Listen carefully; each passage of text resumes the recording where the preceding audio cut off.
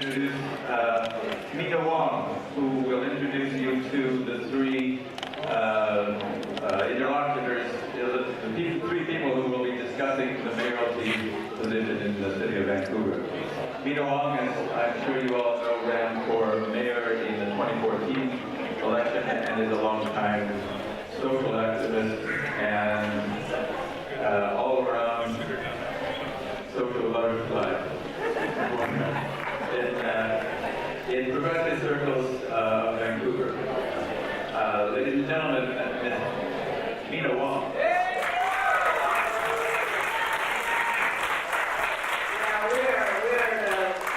we're warm and nice and we give each other hugs. I was going to do a little bit of a self-intro that Ryder did a little bit, and I just want to mention to everybody that I ran in 2014 in the last municipal election, and I was the first mayoral candidate after 10 years of being forced into supporting vision candidates, mayoral candidates. So that last election, they hold a higher profile because we ran a mayoral candidate. That's why it's so important that we run a candidate, this mayoral candidate this time. And during the campaign, to some of our policies, especially with the housing policy and the proposed vacant property tax, as well as the speculation tax, even though I didn't get elected, but those taxes are being accepted, those policies are being adopted by current government. So,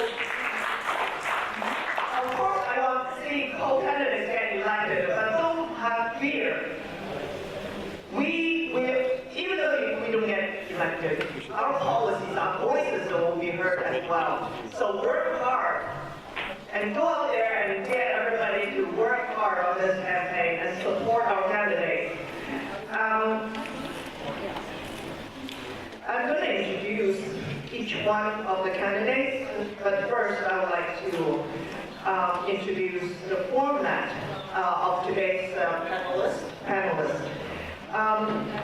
Each participant will have 2 minutes to introduce himself or herself. And by the draw that is done earlier, that Kennedy Stewart will go first, then Condon, and then Shauna Sylvester. Then the council candidates, the 3 candidates will pose 1 question each to all panelists here. Each one of the panelists may answer for 1 minute per question. And now the bio. I'm going to introduce Shauna first because she's the first one that sent in her bio. Always kind of a woman, eh?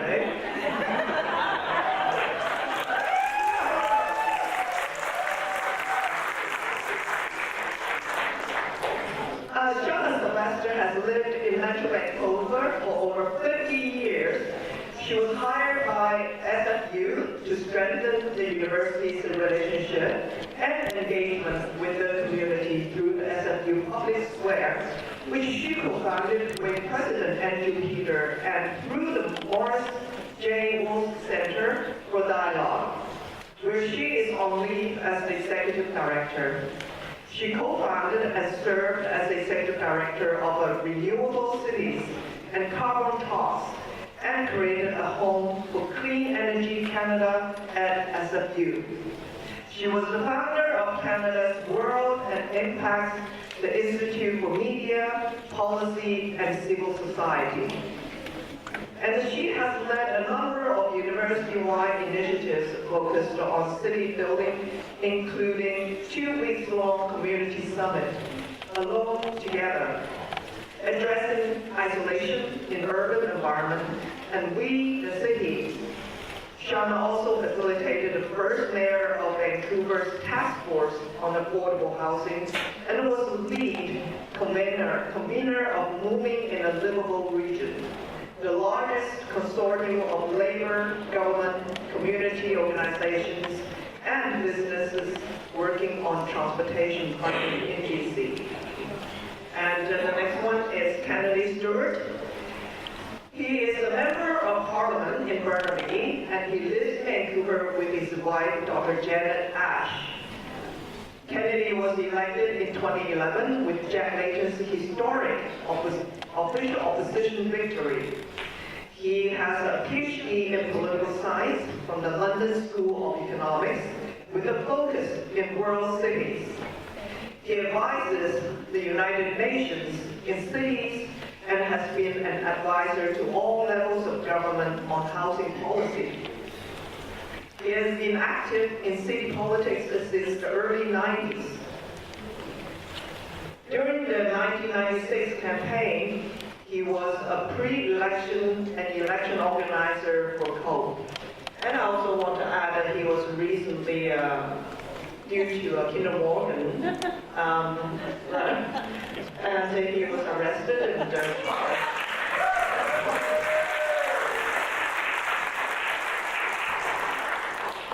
And last one is Patrick Condon. He is the funding chair of UBC's Urban Design Program and UBC's Design Center for Sustainability. He also is a former city planner and community organizer and author of many books on sustainable cities, including a 50-year plan for the city of Vancouver. I also want to mention that Patrick Condon's book that I got in contact and learned was on public transit for Vancouver and the Greater Vancouver area, which is an on-grade light rail. So just want to mention it to everybody. And now, each candidate, starting with candidate Stewart, will be introducing presenters on 2 minutes.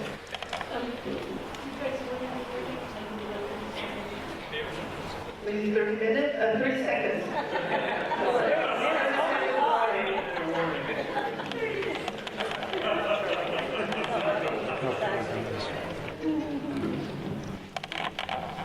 Thanks. Good afternoon, everybody. How are you today? It's a fantastic day. We've got some great candidates. Let's give them a round of applause. I've only got 2 minutes, so I'm going to go quickly. First, I'd like to acknowledge that we're on the unceded territories of the Coast Salish people, the Squamish, the Tsleil-Waututh, and the Musqueam. Today, I really want to begin this conversation by saying thank you and congratulations. So first, thank you for living up to your name and being a strong progressive voice here in Vancouver since 1968. Thank you for never giving up the fight to make the city more affordable and equitable. I started to learn a lot about COPE when I wrote my SFU master's thesis on Vancouver's elections way back in 1993. And then in 1995, Libby Davies had heard about my thesis and invited me to the basement of the First United Church, where I came and talked to COPE about the ward system and how we need to change our electoral system. So you could say Libby Davies, and I tell her this all the time, is that she got me into politics and she continues to advise me today. So thank you, Libby. Second, though, I wanted to congratulate you on your past electoral and policy success. Congratulations to you for always being an important part of Vancouver politics and a force in elections, as Mina has said. I know because, as Mina said, I worked as an organizer for COPE in 1996, and I helped out when I could in 2002 and in 2005. So congratulations for driving the policy agenda on issues such as the empty home luxury housing taxes. So I met with Mina the other day, and we were talking about the last election where COPE had the guts to raise these issues that eventually became law, and that is a really important part of this. These lessons I learned from COPE I took with me to Ottawa when I was elected with Jack Layton in 2011, and then again when I was elected in 2015. In Ottawa, I've served as the NDP caucus chair and shadow minister for science, and where I've fought for affordable housing and the environment. So I'm looking forward to your questions, and thank you very much for having me.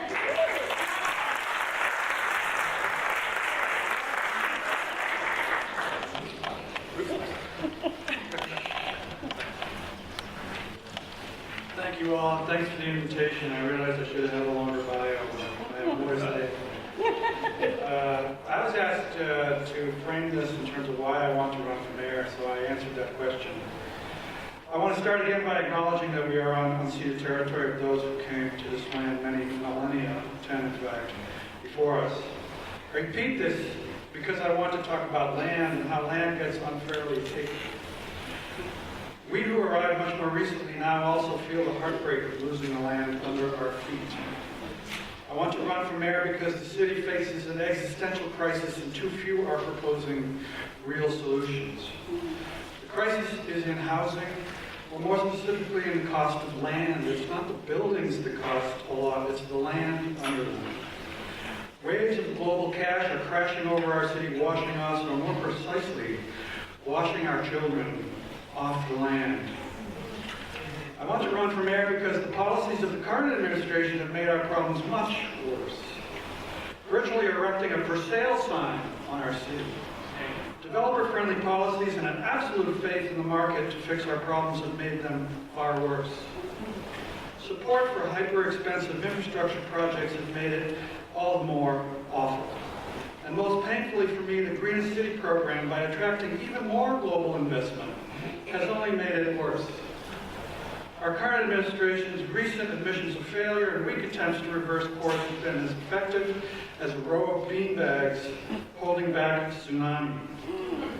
I want to run for mayor, finally, because my 40-plus years of working with communities has given me faith that people working together can fix this problem.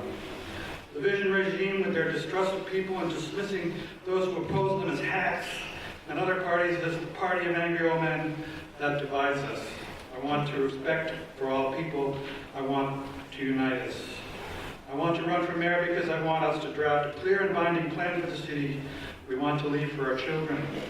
A plan that gives place on this land not just for the fortunate few, but for all our children.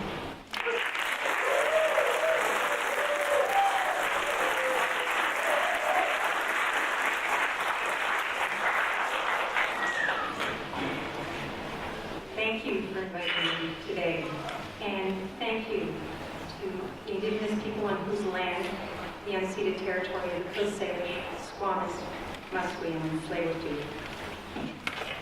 I've lived in Vancouver for 50 years of my life. I've been raised here. I raised my family here. And I first got involved in politics with COPE, knocking on doors in Strathcona, in the downtown east side for Harry Rankin, and fundraising for Libby Davies. I spent my entire life working for social justice and environmental change. I worked on women's issues, I worked on environmental sustainability, peace, and disarmament. I've attended many protests, and sometimes I felt like we were just shouting into an empty hole. But other times I felt when we got together and we were strategic and we really worked together, we could make change. Like when our city started to take HIV and AIDS seriously and even looked at it as an issue for women. I keep working for change because I can't be complacent. We have a crisis, and yes, it is a housing crisis, but at its heart, it is a crisis of inequity. When a government stops listening to people, when it stops hearing what they care about, it becomes a crisis of democracy. And when you have a crisis of democracy and people don't feel heard, they look to self-proclaimed saviors like Donald Trump and Doug Ford. That's why I poured hundreds of hours into listening to people, to understanding where they're coming from on housing. I spent my life working for equality, and you have fantastic people vying for your support. But I can tell you nobody's going to work harder or going to be more committed to hearing voices and coming up with solutions that protect our city and the future we love.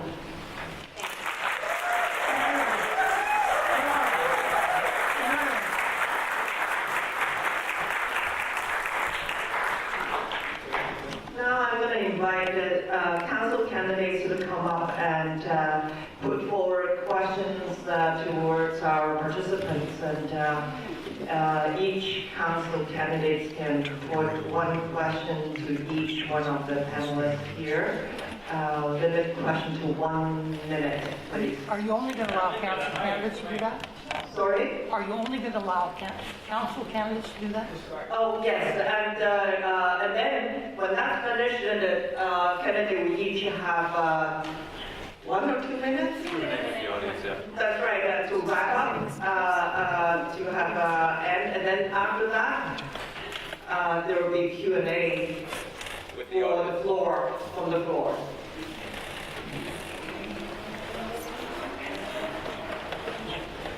So do you guys have a plan to end or virtually end homelessness? And if so, what is it? Sorry. I'm just asking if they have a plan to end homelessness, and if so, what is it?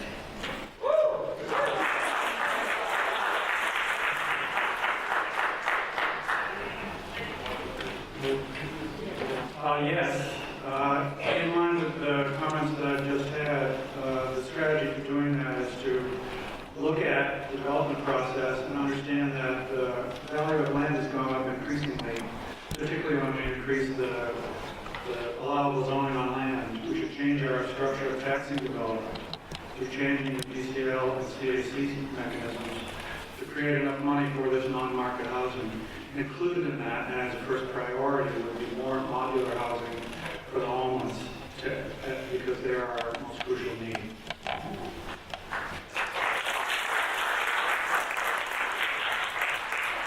Thank you for the question, Gene, and thank you for your courageous efforts in this area. They're very well appreciated. Thank you very much. For me, we have to recognize that the market's failed, and that's something that we're not hearing enough of. We have to do what other countries do, which is to build middle and lower income housing, rental.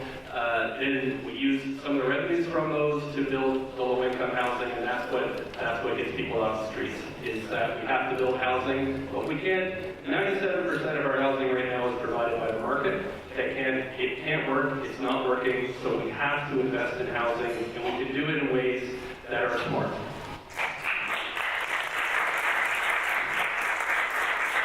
Gina, thank you for the question. I'm not going to say that we're going to end homelessness by a certain date, because I think those kind of aspirational statements without really substantiveness in them isn't good enough. I have too many friends, too many people who have lived on the streets who have not been involved in the design of the spaces that are being created for them, and as a result, those spaces aren't meeting their needs, and so they don't go into them. So we want to deal with this. We're going to deal with it by talking to the people who are being impacted most by the services that are being created and ensure that they're part of that design. I have many ideas in terms of addressing homelessness. First thing I'd like to have done right away is let's keep people in their homes and let's renew the leases on the co-ops.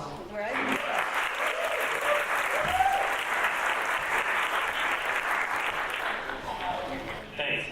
It's another question on housing, and I mentioned in my earlier remarks I was a founding member of the Vancouver Tenants Union.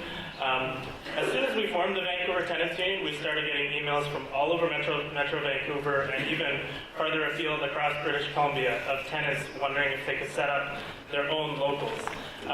And we have a lot of contacts in Burnaby in particular, who are concerned, alarmed, and really horrified by the scale of the den evictions in Burnaby, which is happening at a far greater rate than anywhere else in Metro Vancouver or BC. So Kennedy, I want to ask you this one first. You were or still are, the MP for Burnaby South, where most of the den evictions are happening.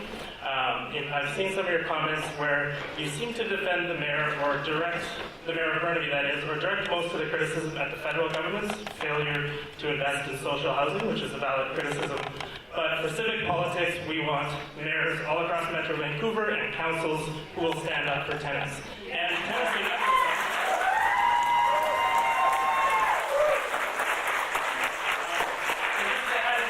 has always been a party for people who live in Vancouver, but also people who work in Vancouver. A lot of workers in Vancouver live in those Metrotown apartments. So specifically, my question today, I hope you can all answer, but Kennedy first, since it was his riding.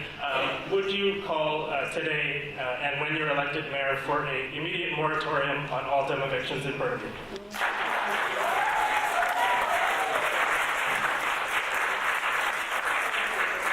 Well, thank you for your question, and thanks again for all the work you're doing. It's very important. And look, I've had many tough conversations with Derek. Mostly on Twitter. Well, that's not true. I've been MP in Burnaby for 7 years, and I talk with Derek all the time. Oh, Derek Corrigan. Yes,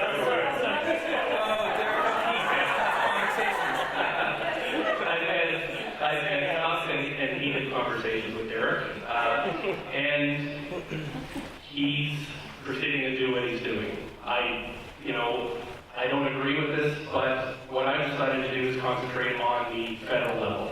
And so what I've done is I have saved housing in Vancouver based on my work. So the other day I got a letter thanking me for saving 200 co-op units right in Metrotown. I forwarded a BC affordable housing plan in Parliament, which has immediately shook loose $500,000 so we can understand foreign speculation in our city. I've opened up my office. It's essentially a housing center where people come in. I can sign affidavits. I can get them IDs. I can use the washroom, the photocopier, the fax. I did that with the Kinder Morgan protests, and I've also done this here. So I've done everything I can within my purview. I go and visit the demo eviction folks, the folks that are in the buildings. I go and visit them and see if there's anything I can do to help here. I also meet anytime. My door is always open, and you can talk to those folks. I talk with them. I'll continue to help and do everything I can until I leave this office. But when you're the mayor of Vancouver, will you pick up the phone to that other Derek and say, you got to stop these demo evictions right now? And will you say it to the press as well? I'm going to be pushing as hard as I can on Derek to do everything. Okay, thank you.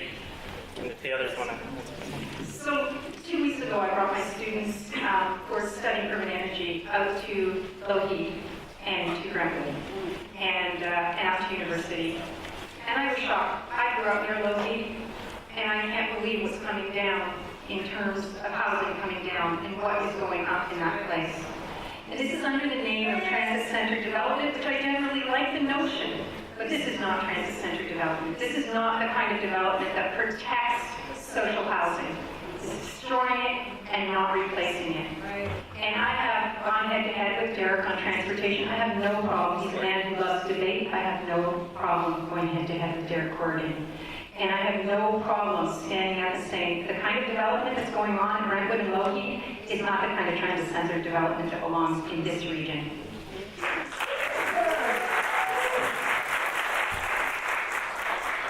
It's interesting to hear candidates say that development is not appropriate, because that's exactly what we will see in the city of Vancouver when the subway is in, and those who propose that the subway go all the way out to UBC should not be surprised when we see Metrotown strung along that whole corridor at every station area. The rezoning is already being done. So I have for really more than a decade, almost 2 decades, basically alerting the public as best as I can about the problems with our land development strategy organized around a very expensive transit system that serves only small areas and leaves the rest of the region underserved. It also impels the development of oversized buildings that are all unaffordable in those station zones. It's a disgrace to the human race.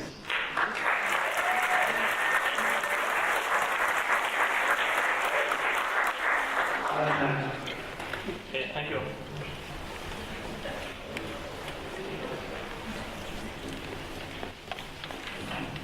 Okay, a bit of a change of pace. I wanted to ask about really campaign strategy. Is that, yeah, it's really hard. Thanks. No, you're... Yeah. I'm not tall enough. Okay, thanks. I want to ask about campaign strategy for us. As you know, we all know, the at-large electoral system is a dysfunctional electoral system. We've all been trying for many, many years to get it changed, but here we are facing yet another election. The way it all operates and the way the media operates is they focus on the mayoralty candidates. So if you guys are the mayoralty candidates, what will you do for us? What will you do to get yourself elected a progressive council that will back the things you want to do? How specifically will you help COPE candidates on council, school board, and the park board?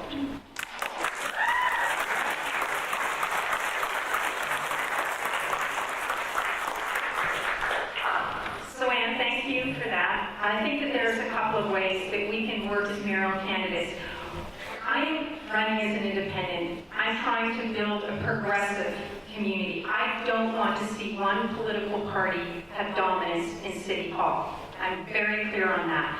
What I'm hoping to do is when all of the nominations are through, looking across that and saying, who can I align with? And then I want to share my donors. I want to say to my donors, you know, you can support them.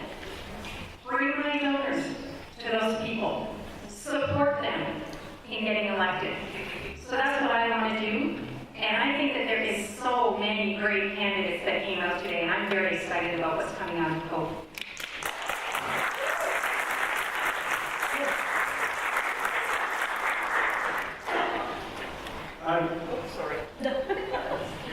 I would support a mixed system of ward councillors and at large. I've lived in a city that did that. That's a very good system.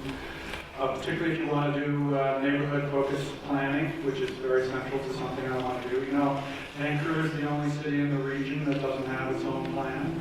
And because we don't have our own plan, it's just done by discretion. Everything is done with a spot zone.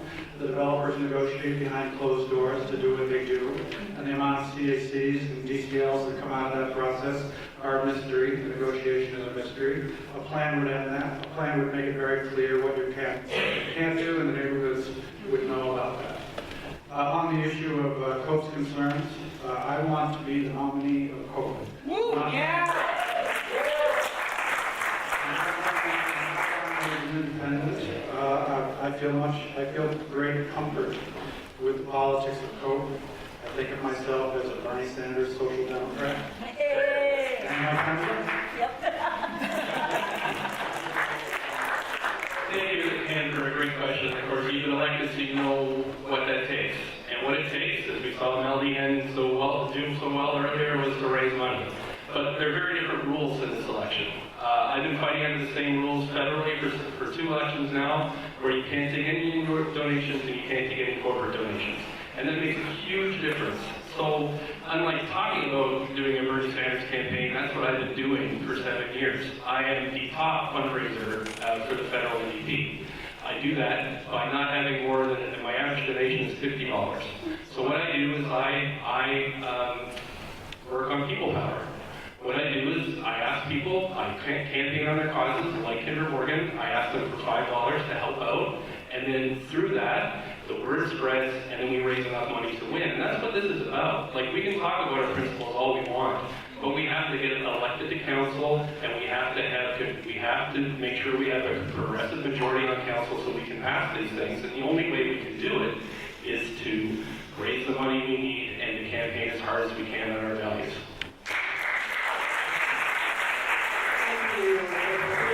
And now come to the closing statement by each participant, and you have 2 minutes. After that, we'll go into Q&A from the floor, so stay tuned. Can you do Q&A first, then closing statements?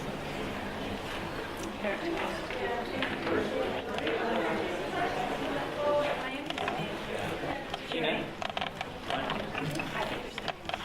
I just want to ask a question. Not right now. Could you wait until the closing, after the closing statement? Yes? This might be out of order. Can we do a question? And then the closing statement. Yeah. Okay, we can do that. So, Ryder, would you like to take over the Q&A?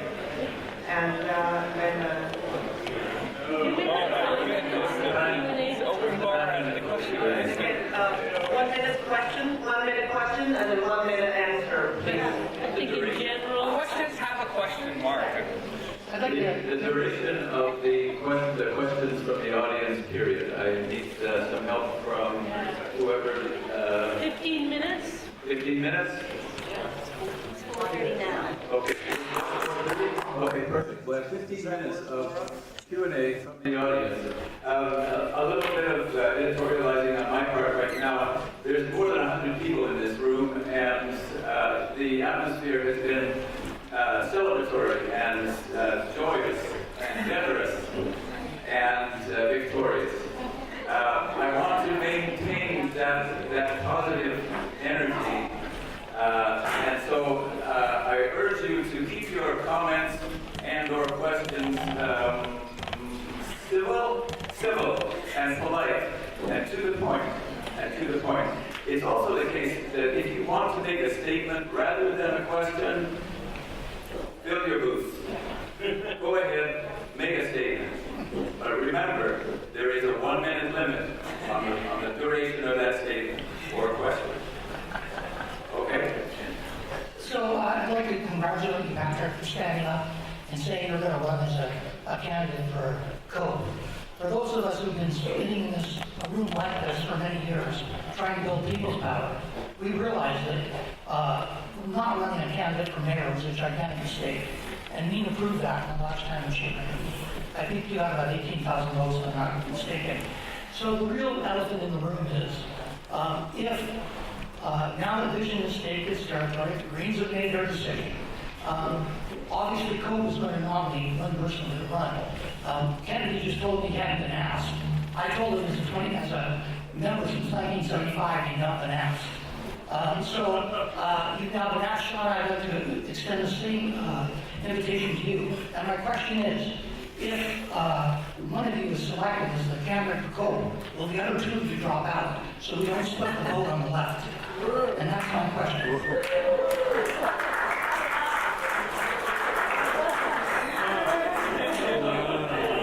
Well, thanks for the question. When I entered this race about a month ago, I had a lot of I talked with the VDLC, and I talked with former President Joey Hartman, and I said I would respect the VDLC process, and so that's what I'm doing, and why I decided to run as an independent candidate was to respect the process of the VDLC. I know that there has now recently been a deal. I know the VDLC has signed agreements with each party, and I respect that, and there is a process for mayor as well, so that's what I'm doing, is respecting the VDLC process. What's the VDLC process? It's the process. Question. What's the VDLC process? Let's continue.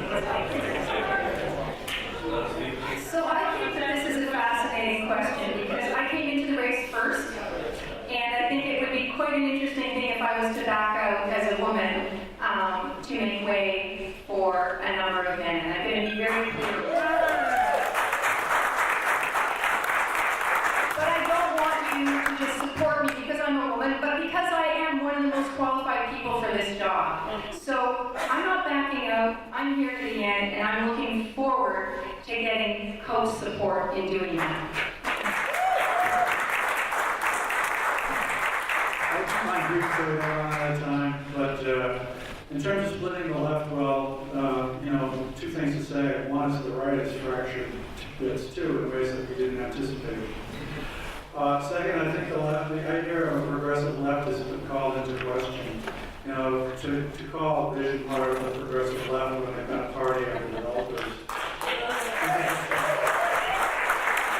I'm really interested in pursuing this to the extent that I can help advance a real left agenda that puts people first, puts people in housing, and makes the city operate towards that end 100%. I wasn't referring to just in the left.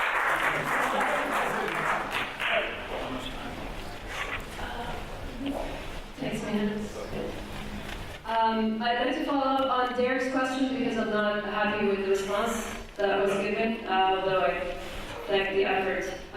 So more than 700 low and moderate income rental households have been demolished in Metrotown in the riding that Kennedy Stewart represents at the federal level over the last 6 years. And Kennedy had said on one occasion, I believe, that I think he was asked, you can correct me if I'm wrong, he was asked why he isn't running for the mayor of Burnaby, and he said, because Derek Morgan's doing a good job. So I I have organized with tenants in Metrotown, and I've lived with the horrors that they're facing. They're seniors, immigrants, refugees, low-income people who are living with the constant horror of demolition, that they're being kicked out of their homes with absolutely no option. And I just want to say, someone I know, okay, I can't go into it, but Kennedy, you're complicit in what's happening. I know someone who committed suicide after getting evicted. This is a real human rights crisis. This is a real travesty. And I was at your anti-pipeline protest last week, earlier this month, whatever it was, opposing your speech on that matter. And I invite you to that. I'll be at every speech that you make to oppose you the same way if I don't get a response. Thank you.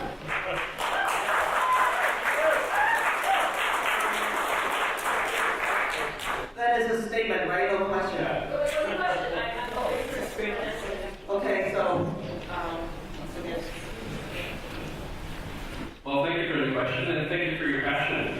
Really, it's really important what you're doing to put pressure on all of us to do better. And I can say that all three levels, the federal, provincial, and municipal, have all done badly on this file. We can do much, much better.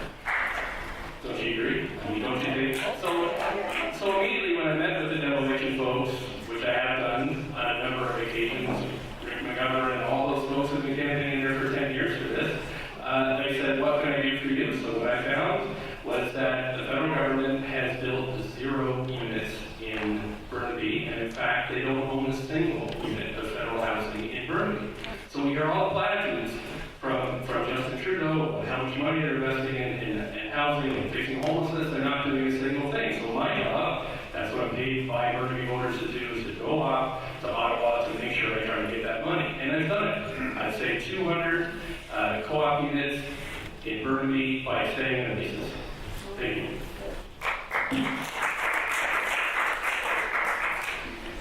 I would just add, we need to get to specifics though on these questions. So what are we going to do about renovations and renovations? The Tenancy Act used to have a clause in it that prohibited that back in the 70s and 80s. You know, immediately put that back. Also take a stand to do something about the tragedy of rents. Rents are going up to 10% a year. What are we going to do about that? I'm in support of a rent freeze.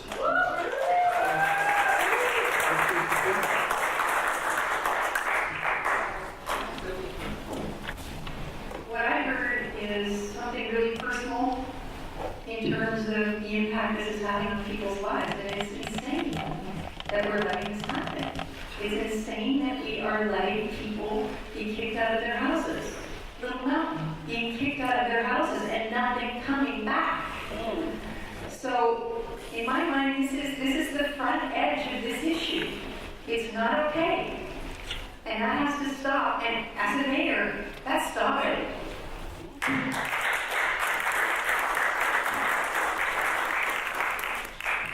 Bill Hopwood.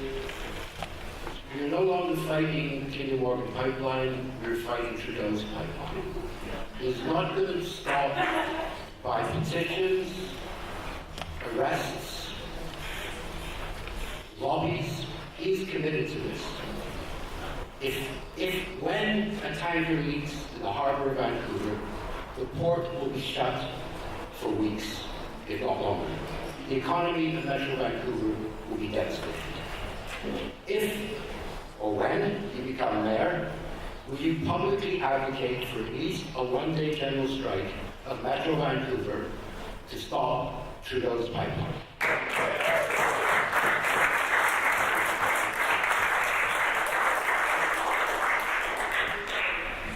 I think that we can do better than that because this pipeline is not going to get built. It won't get built. The economics of this make no sense. This is a stranded asset before it's even been built. No economist, no banker is going to back that.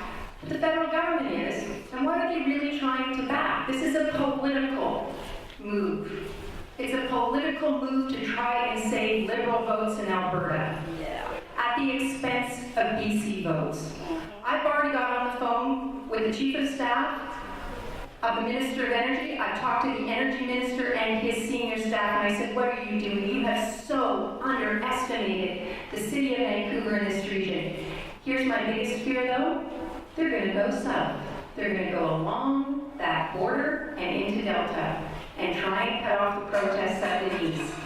And you got to make sure, we've got to make sure that doesn't happen.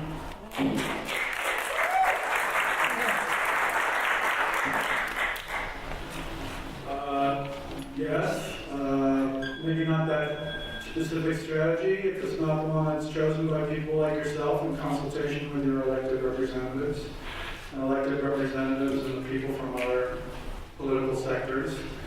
So I would see, I'm definitely opposed to the pipeline, who really isn't,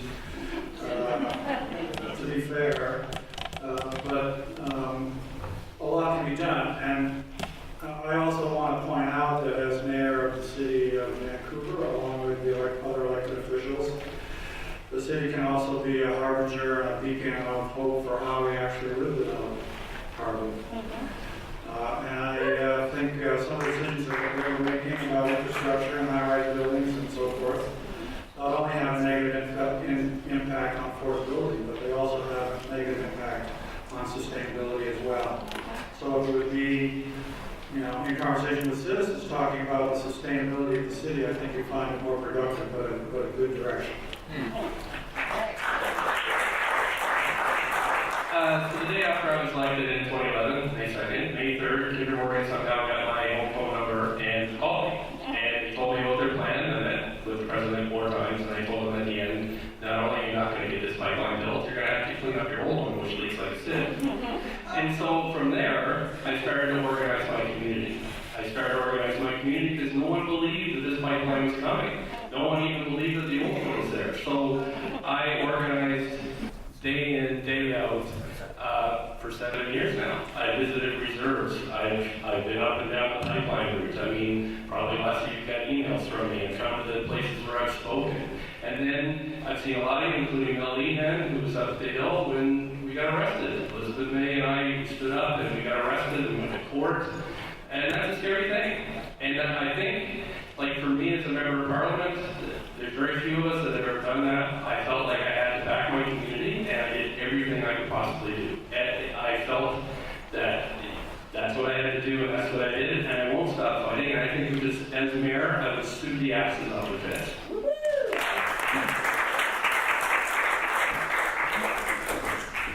Hello, folks. I have a question about the national housing strategy of Trudeau. As we all know, it's a leaky plan, it's an underfunded plan. I would like to know, what is your, let's say that one of you 3 becomes a mayor and we keep the MPA out to city council. How are you going to approach Trudeau about the subject? Is it going to be backroom deals? Is it going to be, are you guys going to take to the public? If we're going to canvass, vote, and advocate for either of you, I think we deserve to know what is the strategy towards Trudeau and his national housing strategy. So I've been working for over 2 years now trying to get a new urban agenda for cities in this country. I've been working with, meeting with the minister, his deputy minister, his assistant deputy minister, and city staff from across the major cities. I want to see not just a housing strategy, I want to see new financing tools for cities. I want cities recognized not just as an appendage of the provincial government, but as a level of government that has its own municipal financing tools. And that's what I'm going for, and it will give us money, but I don't want the federal government to control our housing strategy. I want this city to control our housing strategy.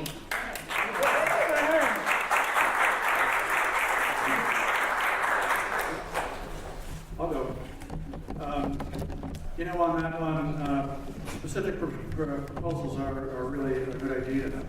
A city plan that has those ambitions underlying it, the primary ambition being affordable housing would be number 1, would be a worthwhile endeavor for city government to undertake. The objective of that, given current statistics, given the wage levels in our region, and those wage levels compared to the cost of rent and even the cheapest entry-level home, suggests that at least 50% of our people will never be able to afford rent or a home that does not consume more than 30 or 35% of their income. That sets up a target. We really need targets for this housing challenge. So the target that I've suggested is 50% of our housing should be non-market housing.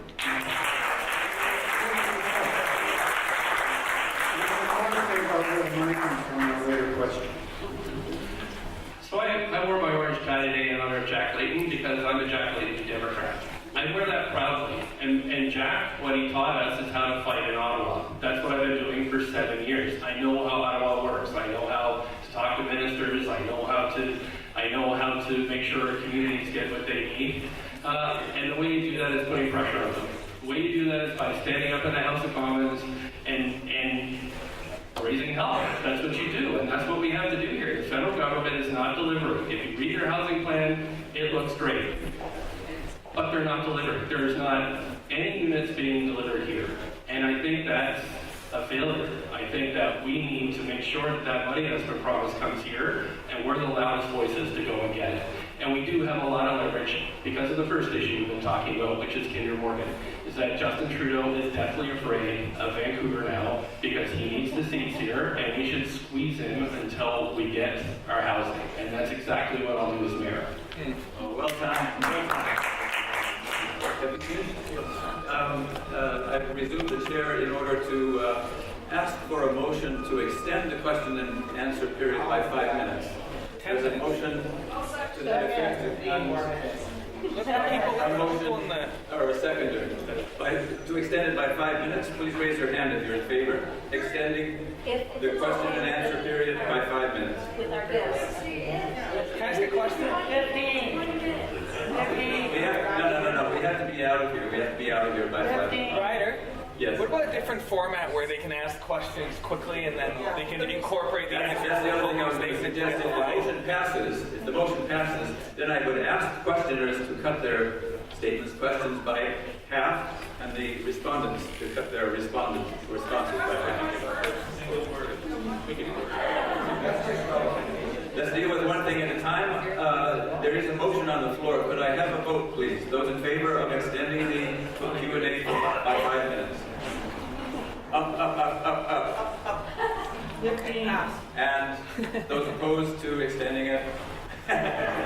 Okay, it's extended by 5 minutes. And I'll just leave it to your discretion to ask quickly and respond quickly. Thank you, let's get at it. Yeah, just for the timer here, 30 seconds, please. And also for the panelists as well, for 30 seconds. So question and answer, 30 seconds each. Great poster. I want to thank the creativity, not just another Campbell, just another developer. Okay, the MPA wouldn't allow Hector Bremner because of his conflict of interest. But what the hell is Vision doing allowing someone who's basically a developer wolf in First Nations clothing to run for their nominee and then elect him, not only elect him, but acclaim him to be the mayor candidate? We got 3 fantastic people up here. Would you be willing to work together and share the mayoralty suit and share and cooperate as 3 in 1? Best deal in BC and best deal in Vancouver.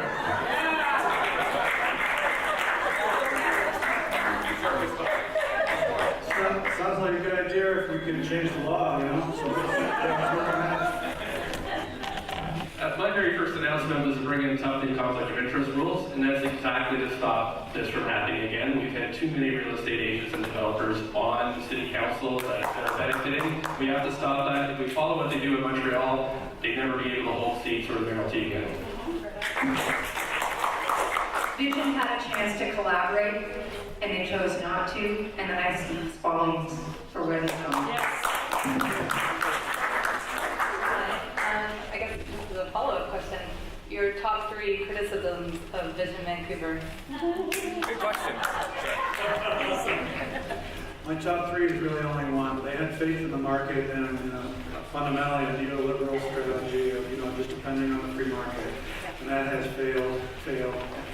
And it's been apparent that it's failed for a long time.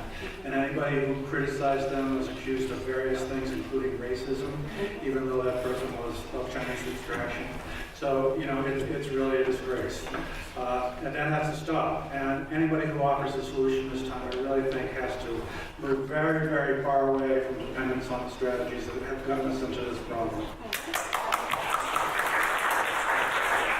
Number one, respect and lack of it. I've heard that over and over again. People have not felt respected. When you say these people don't matter, that's a lack of respect. Addicted to CACs. Half of our capital budget now is these large towers and community amenity contributions, and it's an addiction, and they have not taken over and looked at this whole city and done what Patrick says we need to do and what I think we need to do, which is have a citywide plan. And third, I think they've been tone deaf to the missing middle. Yes. Okay, next. In 2008, I wrote an op-ed in the Vancouver Sun that basically the title was Gregor Robertson, homelessness champion or heartless political entrepreneur. And it said really that his tenure as mayor would be judged by commitments he made in that election. And I'm afraid that homelessness has gone up by 65%. So I think that for me is first, second, third.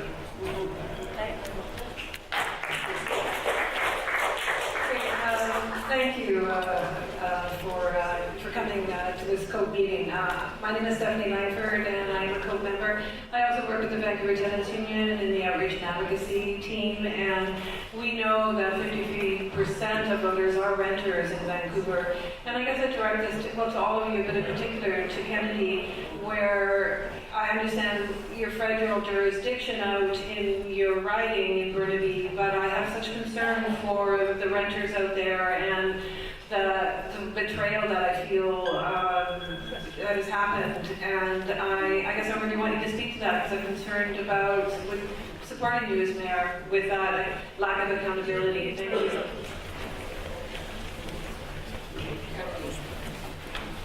And thank you for the question again. I can just reiterate what I've said, is that I've had many tough, heated conversations with Derek Corrigan about this.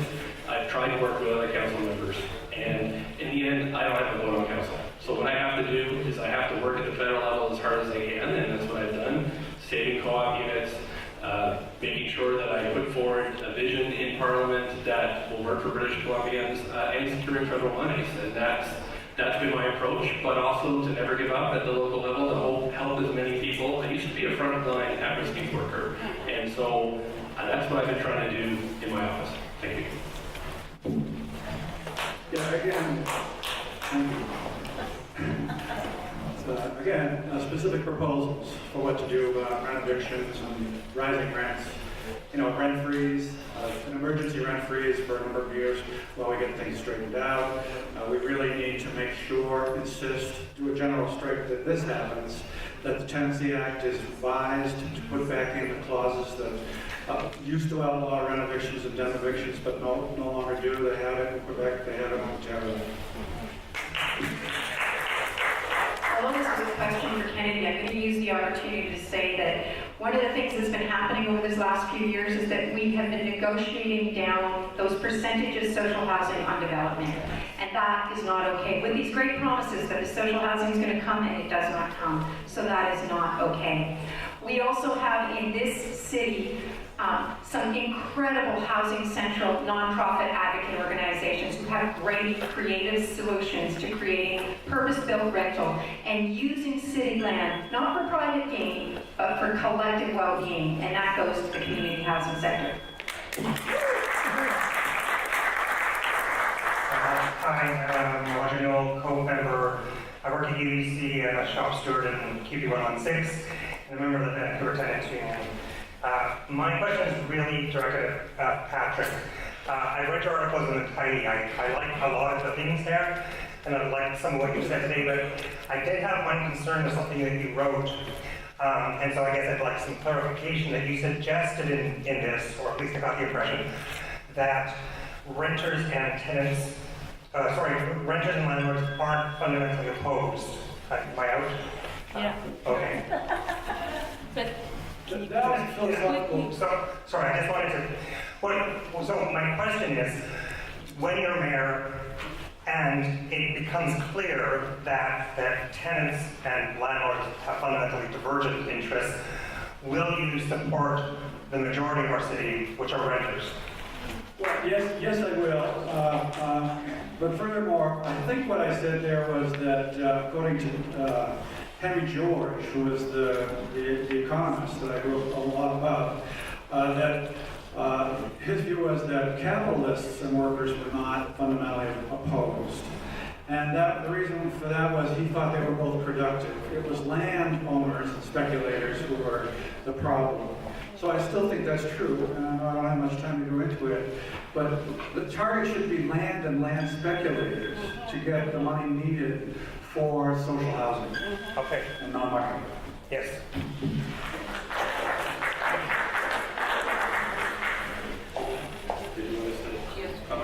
Sure. Well, I'm a renter, and I pay too much rent, and I know everybody else who's a renter in this room does the same thing, and we've got to fix that. We have to do what other countries do, like Denmark, is to invest in rental housing on public land, to use the profits from that. The rents are lower than what you're paying at market, but the profits from that housing is put into the social housing, and that's what we need to do, and I don't know why we haven't.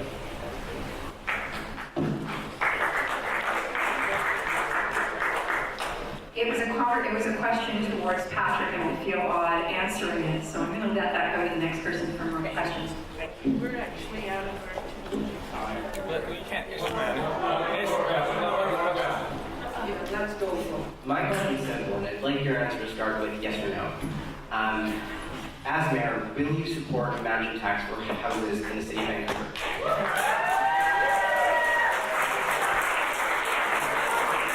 As mayor, will you support a mansion tax for houses in the city of Vancouver?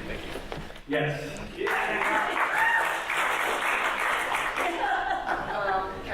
Sure. Well, we have the new school tax, which I fully support, and I think we have to continue in that direction. If it's not working, then we have to increase it. I asked for a yes or no. We just put in a provincial tax on properties worth over $3 million, so to me, that's a provincial tax. Okay, move to the next one. I am going to give you the answer you want, which is a yes or no. It's a no for me in that simplistic terms. I want to know more. I want to know the inventory. I want to know the rental stock in those mansions. I want to know who is going to lose if we do that.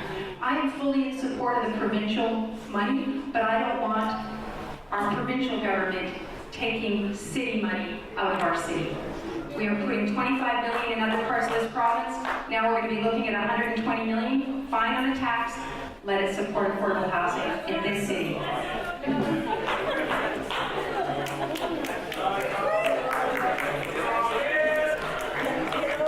afternoon. I'm a community health worker from downtown Vancouver. I walk a lot every day of my life, and I've seen a lot of elderlies who are out of home and homelessness. So how would you fix this one as a mayor of Vancouver? And how would you fix the mental health of Vancouver itself? Because a lot of elderlies are out of home, they are not safe enough, they are unhealthy. As a mayor, a future mayor of this city, how would you help us? How would you help people, elderlies, especially seniors? I'm working every day of my life, walking around downtown, but I've seen them in Tim Hortons, downtown east side, and nobody cares. Nobody cares from the city council. Nobody cares from the mayor itself. How do we fix this one? Okay, thank you very much. Panelists, I think that's the end of the Q&A. Sorry, we did our best. This lady's passionate rhetoric and statement and ultimately a question needs to be, I think, incorporated into your final statement. Would you do that now, please, as best you can? Where's the tall guy here? Okay, then do the same, I guess, with the next two brief questions, okay? Yep. Gary and Eric. I'll keep it brief. Thank you. What will you do to support co-candidates during the election period, during the civic election period?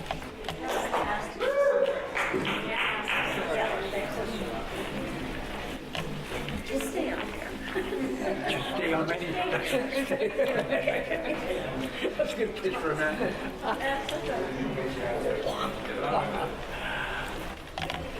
Okay, I'm going to be really brief. My name is Erica Grant. I live in the downtown east side. Very passionate about my work with the homeless because my fiance is homeless. My daughter is homeless. And my two sons live in rat traps. I want to ask you one specific question. Gregory Robertson promised 58 West Hastings to be 100% social housing. Will you do that if you get elected?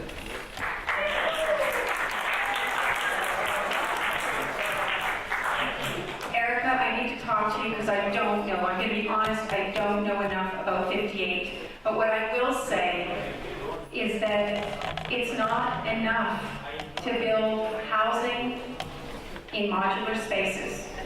We need to do integrated help. We need to provide people who are suffering, living on the streets, who are trying to deal with health issues, who are dealing with mental health. We need integrated services in health units. I will work, and I promise you, it will be one of my leading priorities to try and get safe, health-based homes for people who need it.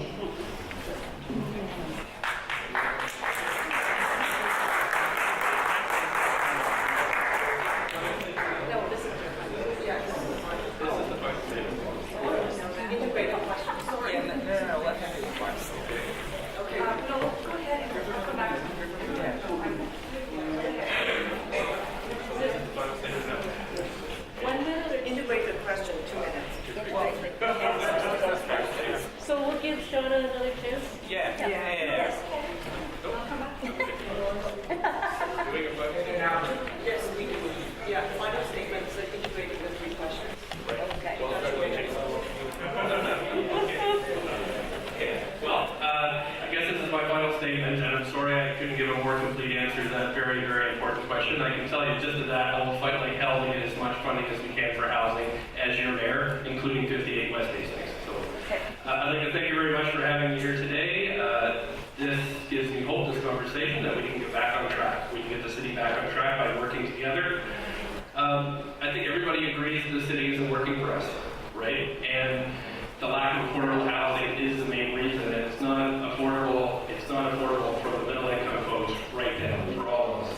So we agree that this is being caused by supply and demand. Cole started the ball rolling by having 2 very progressive policies put forward in the last election, which have now been put in place, and I think you should be very proud of that. But right now, we have to focus on the supply of the right kind of housing. We need housing for middle income and working people. We need housing for marginalized groups, and we need housing for all. But with 97% of Vancouver's housing supply provided by the private sector, we have reached peak market housing.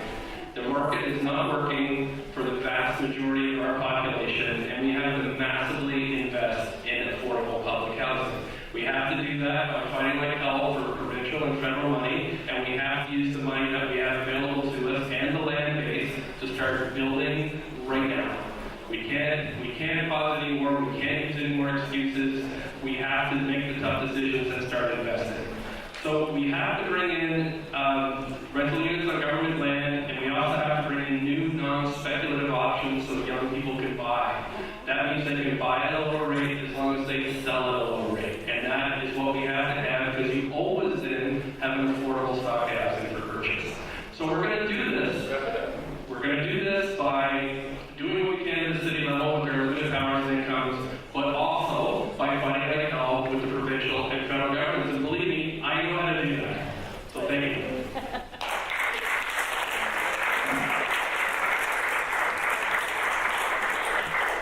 Okay, thank you. Now I'll depend on you to keep me honest here. I helped co-run with the, be the mayor candidate, I would be the co-candidate. Homeless, I've stated a very ambitious goal for housing. 50% of people in the city need non-market housing under present circumstances. As it said, the market has failed, and all we're doing is producing luxury condos for people that are not like us. The manager tax. The manager tax is really just a progressive tax, so it's got a good name and it's easy to remember, but it's a progressive property tax, so it's a fair tax because, you know, the more money you have, just like the income tax, the more money you can pay. That's simple. The problem with the school tax is it's kind of a cash grab by the province of money that is really part of the property tax, and that's always been something the city uses. And it's also been taken away, and hold your applause to it. It's also been taken away for purposes that may not be housing. We don't know.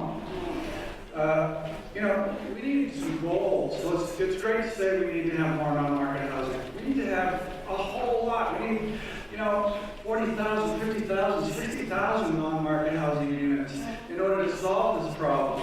And we need to figure out ways other than just saying, well, we're going to lobby with the feds and we're going to lobby with the province to get that. Yeah, we're going to do that. But the money that's on stream, thank you, is not enough. So we have to you know, it's like Jesse James was asked, why do you rob banks? I rob because that's where the money is. In this town, money is developed. And in the taxes, you already have tax leases, the DCL and the CAC, which are available for use. We can use those for housing. So to say we have to go to the feds and the province, I'll fight hard for that. But we have to also understand that money is flowing through our city in a tidal wave. Thank you.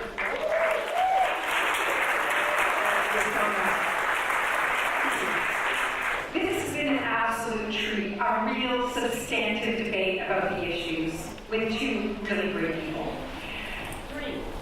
Three really great people. I've got to stand up because I can't see in our review. I want to say what's at stake in this election after 50 years of living in this city. One, democracy is at stake in this election. It's unraveling. People don't feel respected. They don't feel heard. And when they don't, they're not having a place at the table when decisions are being made. And we can do better. We can create the processes that enable people to be informed and participate and collectively create the city we want. And that means dealing with some of the historical injustices with Indigenous people so that we can create a true culture of reconciliation.